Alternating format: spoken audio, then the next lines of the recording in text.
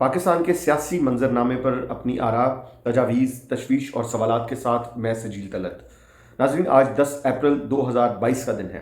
10 April Pakistan کی پارلیمانی، سیاسی اور آئینی تاریخ میں بہت ہی اہمیت کا حامل دن ہے۔ 10 اپریل 1973 کو پاکستان کا موجودہ آئین، جسے ہم 73 کا آئین بھی کہتے ہیں، پارلیمان نے منظور کیا۔ تو اس حساب سے 10 اپریل ہر سال پاکستان میں کانسٹیٹیوشنل ڈے یعنی آئین کے دن کے نام سے منایا جاتا ہے۔ اور آج پاکستان کی حزب اختلاف، جو کل تک حزب اختلاف تھی، اس وقت اس کی اکثریت موجود ہے پارلیمان میں، وہ یہ دعویٰ کر رہی ہے کہ انہوں نے آئین کو آزاد کروایا ہے، آئین کا تقدس بحال کروایا ہے۔ گزشتہ روز یعنی 9 اپریل پاکستان کی سیاسی تاریخ کا ایک تہلکہ خیز اور ڈرامائی دن تھا۔ پاکستان میں جب بھی کوئی سیاسی تبدیلی ہوتی ہے، کوئی سیاسی ایونٹ ہوتا ہے، تو اس کے دو پہلو ہوتے ہیں۔ ایک وہ پہلو جو ہمارے یعنی عوام کے سامنے میڈیا رکھتا ہے، اور ایک وہ پہلو ہوتا ہے، وہ محرکات ہوتے ہیں جو ہمیشہ خفیہ رہتے ہیں۔ آج سوشل میڈیا کا زمانہ ہے، لوگ کنیکٹڈ ہیں، خبر کو چھپانا یا خبر کا بہت عرصے تک چھپے رہنا ممکن نہیں ہوتا۔ 9 اپریل کو کچھ حقائق وہ ہیں جو ہمارے سامنے آئے ہیں، کچھ اسباب وہ بتائے جا رہے ہیں حکومت کے گرنے کے جو ہمارے سامنے ہیں۔ پہلے ہم سیاسی طور پر دیکھتے ہیں کہ کل سارا دن کیا ہوتا رہا، اور پھر ہم ان حقائق پر جائیں گے جو اس وقت میڈیا ہمارے سامنے نہیں رکھ رہا، اور ان حقائق کی جو تصدیق ہے، چند وہ حقائق ہیں جو ممکنہ طور پر جن کی تردید ابھی تک نہیں کی گئی ہے۔ ہم اس ویڈیو کے آخر میں وہ سب کچھ ڈسکس کریں گے جو میڈیا ہمارے سامنے نہیں رکھ رہا۔ کل صبح 9 اپریل کو قومی اسمبلی کا انتہائی اہم اجلاس اسپیکر قومی اسمبلی کی صدارت میں شروع ہوتا ہے 10:30 بجے۔ حکومتی جماعت تحریک انصاف اس منصوبے کے ساتھ پارلیمان میں آتی ہے کہ وہ لمبی تقاریر سے ووٹنگ، جو عدم اعتماد کی تحریک پر ووٹنگ ہونا ہے، اس کو مؤخر کرے گی، تعطل کا شکار کرے گی، اور ایسا ہی ہوا۔ اس کی خبریں تو پرسوں سے آ رہی تھیں کہ لمبی تقاریر کا پروگرام بنایا ہوا ہے حکومت نے، حکومتی وزراء نے، اور اپنی کارکردگی کی رپورٹس پیش کی جائیں گی۔ اور اسی طرح ہوا، وزیر خارجہ جناب شاہ محمود قریشی کی تقریر سے یہ سلسلہ شروع ہوا، اور گھنٹوں پر محیط ایسی تقاریر چلتی رہی، وقفے بھی ہوئے، نمازوں کے وقفے ہوئے، اور اسی طرح شام تک یہ معاملہ حکومتی تقاریر اور بیچ میں جو ہے وہ حزب اختلاف، جس کی اب اکثریت موجود ہے اسمبلی میں، ان کی تقاریر، ان کے رہنماؤں کی تقاریر بھی شامل ہیں۔ قومی اسمبلی کا اجلاس جب عشاء کی نماز کے لیے ملتوی کیا گیا، اس دوران یہ تقریباً 2 سے 3 گھنٹے کا دورانیہ ہے، جس میں جو کچھ ہوا اسلام آباد میں، جو کچھ وزیر اعظم ہاؤس میں ہوا، جو کچھ قومی اسمبلی میں ہوا، اگر ہم یہ کہیں کہ وہ سب کچھ نہیں ہونا چاہیے تھا، معاملات کو بہت ہی پرامن طریقے سے بھی حل کرایا جا سکتا تھا، تو غلط نہیں ہوگا۔ وفاقی کابینہ نے 9 بجے کا جو ہے وقت مقرر تھا وفاقی کابینہ کے اجلاس کے لیے، جس اجلاس کی مکمل کہانی اب تک ایک راز ہے۔ بہرحال جو بیانیہ سامنے لایا گیا، اس میں اعلامیہ جو سامنے آیا، اس کے مطابق وفاقی کابینہ نے اس بات کی منظوری دی کہ جو مبینہ دھمکی نما مراسلہ ہے وہ ڈی کلاسیفائی کیا جائے گا۔ یہ بہت ہی تشویشناک بات ہے۔ یہ وہ پہلو ہم آپ کے سامنے بتانے جا رہے ہیں کہ جو شاید اس وقت میڈیا کی خبروں میں نہیں ہے۔ کیا یہ ایک سوال ہے کہ کیا اس مراسلے کے اندر پاکستان کی کسی ادارہ جاتی مداخلت کا ذکر تو نہیں تھا؟ یہ ایک بہت ہی سنجیدہ سوال ہے، اور اگر ایسا کچھ ممکن تھا، کیونکہ ہم نے دیکھا کہ اسلام آباد ہائی کورٹ کی جانب سے وزیر اعظم کو پابند کیا گیا کہ وہ اس قسم کے کسی مراسلے کو پبلک نہیں کر سکتے اور اس کی سیکریسی کا خیال رکھیں۔ اسی دوران عشاء کی نماز کے وقفے کے دوران ہم نے دیکھا کہ وفاقی کابینہ کے اجلاس کے بعد وزیر اعظم نے کچھ صحافیوں کو مدعو کیا ہوا تھا، لیکن وزیر اعظم ہاؤس کے اوپر کچھ ہیلی کاپٹرز کی آمد و رفت جو ہے وہ دیکھی گئی۔ پاکستان کے بڑے میڈیا چینل، جن کو کل پوری دنیا کا میڈیا لائیو دکھاتا رہا، وہ یہ رپورٹ کرتے ہیں کہ کچھ ہیلی کاپٹرز وزیر اعظم ہاؤس کے اوپر موجود تھے، اور اس کے بعد وزیر اعظم کی یہ بھی رپورٹ کیا گیا پاکستانی چینلز کے اوپر، جس کا ڈینائل خیر اس وقت ISPR تو دے چکی ہے۔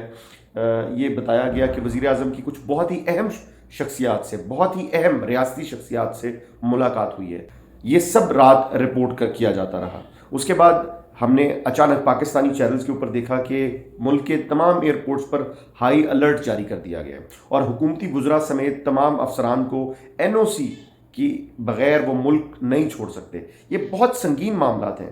اگر آپ ان معاملات کو صرف اس تناظر میں دیکھیں کہ ایک عدم اعتماد کی کارروائی اسمبلی تک جاری ہے، اس پر سپریم کورٹ نے ایک اپنا حکم سنایا ہے، اگر حکومت اس پر عمل درآمد نہیں کرتی تو سپریم کورٹ کی حکم عدولی بھی ہوگی۔ آئین کے آرٹیکل 95 جو یہ کہتا ہے کہ 7 دن کے اندر اندر کارروائی مکمل کرنی ہے، اس کی بھی خلاف ورزی ہوگی۔ یہ مکمل ایک قانونی معاملہ ہے۔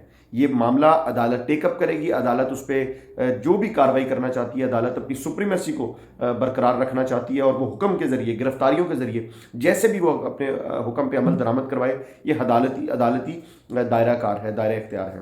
مگر یہ ملک کے تمام ایئرپورٹس پر ہائی الرٹ کیسے جاری کیا جاتا ہے؟ کون اس کے احکامات دیتا ہے؟ یہ بہت اہم سوال ہے۔ وزیر اعظم ہاؤس کی اوپر ہیلی کاپٹرز کی عام طرف تھی، وہ کون سے ایسے لوگ تھے یا وہ کون سے ایسے ریاستی عہدیدار تھے جو وزیر اعظم ہاؤس پہنچے؟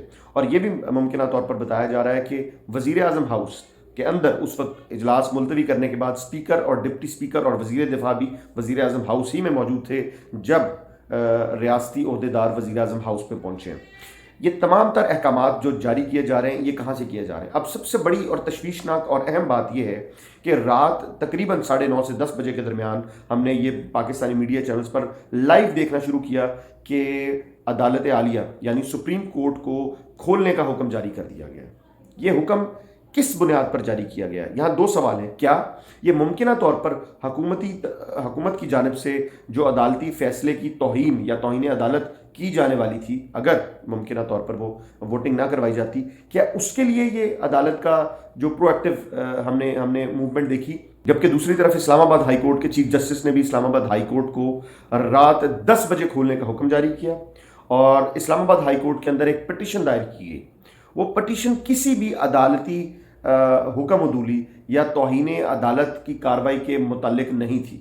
وہ پٹیشن جو اسلام آباد ہائی کورٹ کے اندر دائر کی گئی وہ ایک اعلیٰ ریاستی عہدیدار کی برطرفی کے متعلق تھی، یعنی وزیر اعظم کو پابند کیا جائے کہ وہ ریاستی عہدیدار کو برطرف نہیں کر سکتے، پاکستان آرمی کے چیف کو برطرف نہیں کر سکتے۔ اب ہمارا یہ سوال ہے کہ یہ تمام تر چہل پہل جو ہو رہی ہے، تمام قسم کی ہلچل جو ہے، وہ کیا قومی اسمبلی کے وقار کو، آئین پاکستان کے وقار کو جو ہے وہ بلند رکھنے کے لیے اور اپنے فیصلے کو منوعاً تسلیم کروانے کے لیے اور عدم اعتماد پر ووٹنگ کروانے کے لیے تھی، یا کسی ایک خاص ادارے کے تقدس کو اور اس کے سربراہ کو تحفظ فراہم کرنے کے لیے تھی؟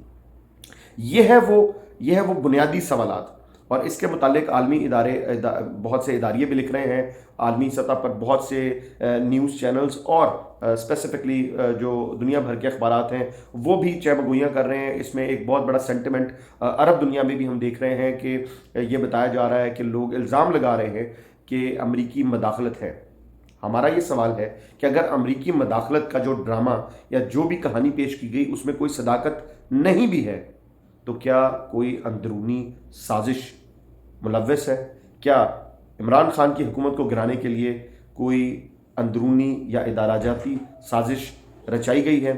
یہ بنیادی سوالات ہیں۔ ہم نے آپ کے سامنے وہ تمام حقائق رکھے ہیں جو پاکستانی میڈیا رپورٹ کرتا رہا ہے۔ اسی کہانی کو سامنے رکھتے ہوئے BBC اردو نے ایک اداریہ لکھا جس کی صبح تردید کر دی گئی ہے ISPR کی طرف سے، لیکن کیا یہ حقائق سے کبھی پردہ ہٹ سکے گا کہ یہ تمام احکامات کس کی جانب سے دیے گئے تھے؟ کون تھا جو یہ تمام احکامات جاری کرتا رہا؟ کون تھا جو ایئرپورٹس پہ ہائی الرٹ کے احکامات جاری کر رہا تھا؟ کون تھا جو ریڈ زون میں فوج کی چند گاڑیاں دیکھی گئیں اور نقل و حرکت دیکھی گئی؟ یہ سب ایک راز تب تک رہے گا جب تک خود سابق وزیر اعظم جناب عمران خان ان رازوں سے پردہ نہیں ہٹاتے، سابق وزیر دفاع پرویز خٹک ان رازوں سے پردہ نہیں ہٹاتے، اور سابق اسپیکر قومی اسمبلی جناب اسد کیسر ان سوالات کے جوابات آنے والے سالوں میں یا مہینوں میں قوم کے سامنے نہیں رکھتے۔ یہ بہت ہی انفارچونیٹ ہے۔ ہم دوبارہ کہیں کہ ادارہ جاتی مداخلت زیادہ سنگین ہے، جو پاکستان میں ایک پیٹرن دیکھا گیا ہے بہت سالوں سے کہ سیاسی حکومتوں کو گرانے اور بنانے میں پاکستانی اداروں کا عمل دخل رہا ہے، اور اگر ایسا ہی عمل دخل کل رات ایک دفعہ پھر اسلام آباد میں رہا تو اس پہ یہ اخلاقی جرت کا مظاہرہ کرتے ہوئے جناب عمران خان کو اس پہ لب کشائی کرنی چاہیے۔